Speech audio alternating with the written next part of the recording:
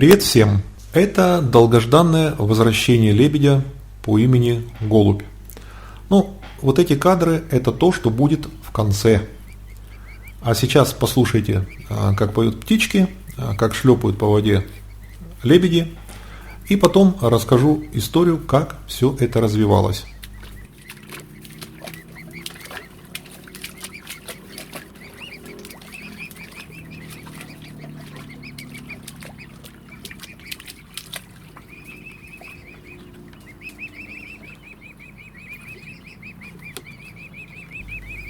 Вот она, вся компания из 2 взрослых и 4 маленьких.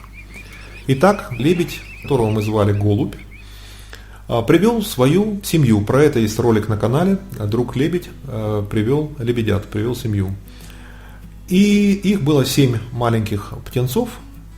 Они пожили у нас около недели, там дней 10, после чего они перебрались в заповедник.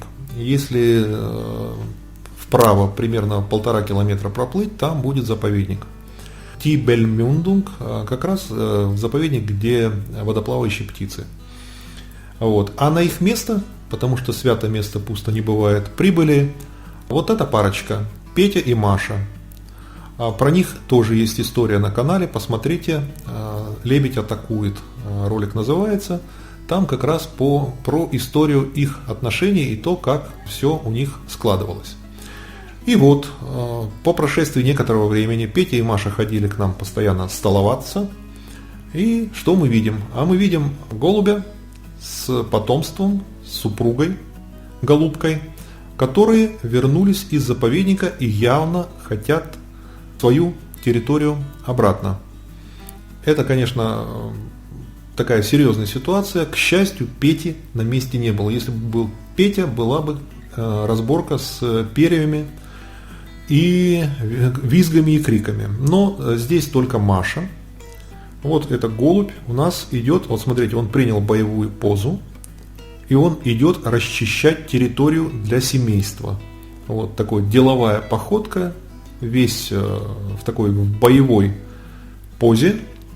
Но Маша у нас девушка, бить девушку он не будет, обижать ее он сильно не будет, он ее просто прогоняет. Вот, она уходит, уходить ей особенно некуда, ей остается спрятаться за домом. Что она и сделает? Она переждет тяжелое время за домом, около 40 минут ей придется там провести, она будет периодически выглядывать, смотреть за ситуацией, и когда семейство голубя уплывет, она спокойно спустится, уйдет. А потом они с Петей были замечены метрах в 500 от нас налево, это на запад, где они там себе в камышах нашли жилище. Итак, вот идет расчистка территории. То есть голубь однозначно говорит, что все, давай-ка съезжай, теперь мы тут жить будем. В окошко заглядывает. Ему не впервой, он по окнам регулярно у нас смотрит. Итак, на отвоеванной территории сейчас начнется пир горой. Вот мы смотрим голубка, и там 4 птенца. Уже совсем большие, уже такие крупные, уже совсем-совсем взрослые. И когда я это увидел, у меня сердце стало обливаться кровью. Я был, конечно, в полном трансе. Как же так? Было 7, осталось 4. И буквально проводив их, сел в машину, поехал в заповедник в надежде, что, может быть, все-таки я ошибся, может, это не голубь, а какая-то другая семья, а мой голубь там в заповеднике со своими 7 птенцами. Но нет, в заповеднике никого не было, и я был в расстроенных чувствах. И долгое время не выкладывал ролик, в общем-то, переживал, как все это получилось. Потому что, все-таки потерять 3 птенцов, по-моему, это была настоящая трагедия. Пока я вчера не поговорил со своей соседкой в селе Штайндорф. У нас есть друзья, я с соседкой поговорил. Сказал, так и так, к нам лебеди приплывают. У них было 7, осталось 4. И как жалко, и как же так, как это могло произойти. То есть я там думал, может щуки, может там орлы, что-то еще такое. А она им сказала: а ты напрасно думаешь, что с ними что-то случилось плохое. Я говорю: как это? Вот она говорит: а ты не знаешь, у нас же заповедник как раз вот этих водоплавающих птиц. Вот. И заповедник регулирует численность птиц, конкретно утки и лебеди, под надзором, под контролем. И лишнее, по их мнению, лишний приплод они забирают, помещают в питомник, подращивают, и потом вот эти утки и лебеди выпускаются на другие водохранилища. То есть этот питомник – это база для распределения птиц, в общем-то, по различным другим местам. Потому что конкретно вот на этом озере, на нашем, оно обитаемо по всему периметру. Везде живут люди. Соответственно, лисы, основные такие вот хищники опасные, они не могут подойти из-за людей. Точно так же это же касается там орлы и так далее. То есть естественных врагов, каких-то серьезных врагов у лебедей на нашем озере их нет. Поэтому они, если каждый будет там по 6, по 7, по 8 птенцов приносить регулярно, то на озере наступит перенаселение абсолютное. Поэтому эта численность просто регулируется. Вчера же мы посмотрели передачу интересную по телевизору была. Недалеко от нас есть Санкт-Вайт, городок, тоже в Каринтии. Вот там также регулируют численность выдр. Там расплодились выдры. Выдры кушают рыбу, как известно. И они вместо того, чтобы есть рыбу по-честному на открытых водоемах, они присмотрели вот эти рыбоводческие хозяйства, пруды, и стали ходить туда и устраивать себе там пир горой.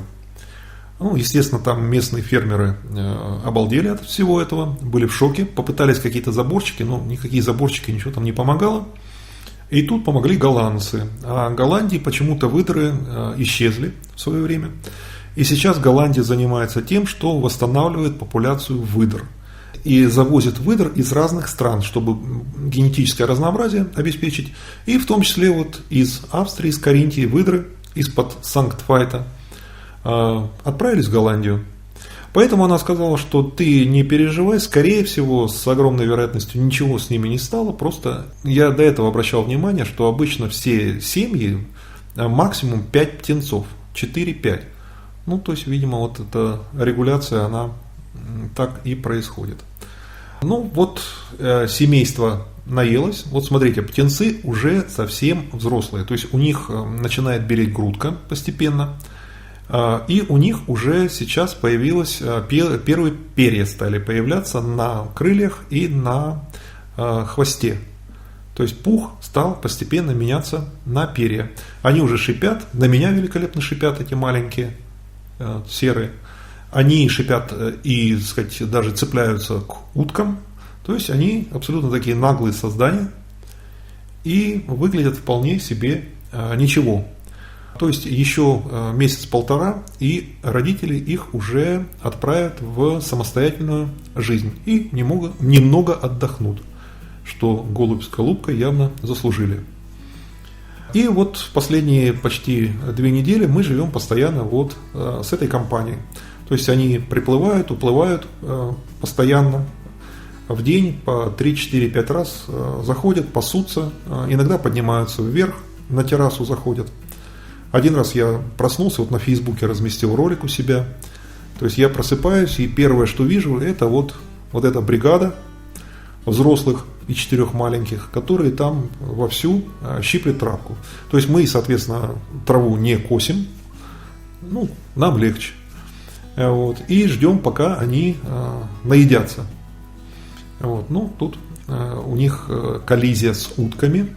Утки тоже, то есть у нас по камышам живет большое количество утиных семейств. Живут утки, такие обычные, живут утки черные, это которые водная курица, и живут кормораны. Пара корморанов в соседних камышах, буквально там метрах в 10 от нас, и у них 3 птенца они вырастили, что для корморанов это очень много. Обычно у корморанов 1-2, в этих 3.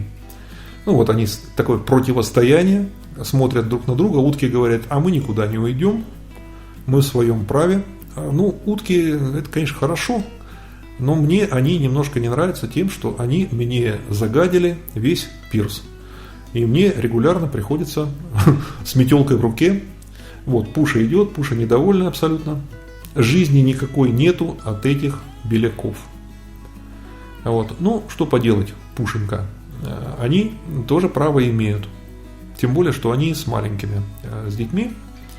Но, еще раз повторю, месяца полтора пройдет, и вот эта компания распадется. Они все, в общем-то, отправятся в собственную жизнь. На этом все. Подпишитесь, пожалуйста, на канал. Если вы впервые, то посмотрите архив. На канале очень много роликов про лебедей, про наших котов, про путешествия. И успехов вам!